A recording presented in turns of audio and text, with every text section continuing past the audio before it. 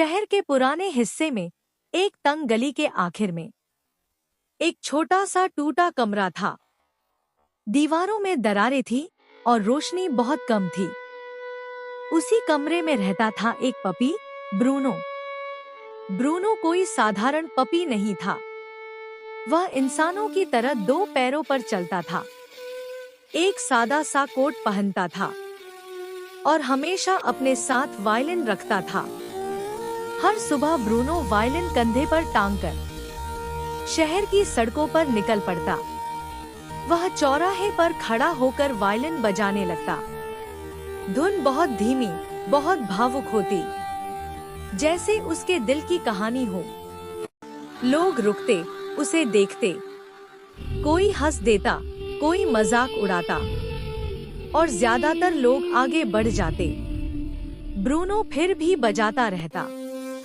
शाम तक उसके सामने रखा कटोरा खाली रहता, एक भी सिक्का नहीं। फिर भी वह मुस्कुराता और वायलिन को सीने से लगा लेता। एक रात तेज बारिश होने लगी। सड़कें सुनसान थी, ठंडी हवा चल रही थी। ब्रूनो अकेला खड़ा था, बारिश में भीगता हुआ।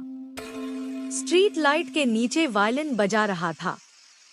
उसके पंजे कांप रहे थे, आंखों में आंसू थे।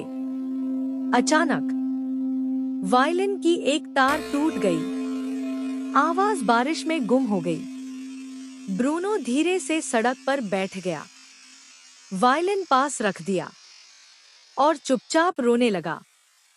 उसने खुद से कहा, मैं सिर्फ एक पपी हूं, लेकिन मेरे सपने बहुत बड़े हैं।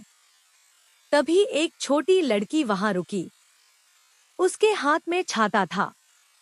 वह ब्रूनो को देख रही थी। धीरे से बोली, आप बहुत सुंदर वायलिन बजाते हो। ब्रूनो चौंक गया। किसी ने पहली बार उसकी तारीफ की थी। अगले दिन वह लड़की अपने पापा को लेकर आई, जो एक म्यूजिक टीचर थे। उस दिन से ब्रूनो की जिंदगी बदलने लगी। वह एक छोटे से म्यूजिक स्कूल में रोज अभ्यास करने लगा। उसके पंजों में दर्द होता, उंगलियां थक जाती, पर वह कभी रुका नहीं। दिन हफ्तों में बदले, हफ्ते महीनों में। उसकी धुनों में अब दर्द नहीं, उम्मीद थी।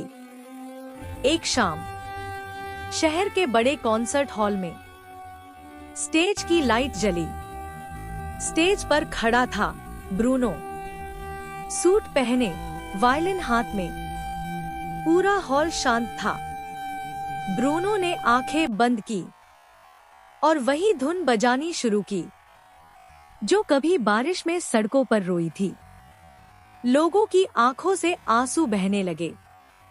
धुन खत्म होते ही पूरा हॉल तालियों से गूंज उठा। ब्रूनो मुस्कुरा रहा था।